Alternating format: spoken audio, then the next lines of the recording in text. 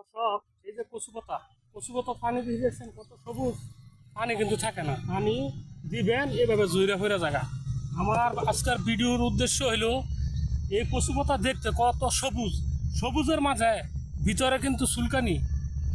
কতটুকু আমাদের এই সমাজে কিছু লোক আছে, ভদ্রলোক ফুটফরা সব সমাজে আছে, তারা পর্দা অনেক ভদ্রলোক, অনেক সুন্দর, অনেক মানে তাদের কোনো মাথার টুপি তাদের কোনো তুলনাই নেই, কিন্তু তাদের ভিতরে কত চুলকানি, তাদের ভিতরের চুলকানির লেগে আমাদের মতো নিরীহ লোকের কত যে মানবিক সমস্যা হইতেছে, তারা সুযোগ পাইলে আঙ্গর মতো নিরীহ করে বাস ধুয়ে দেয়, সুযোগ পাইলে বাস ধুয়ে দেয়।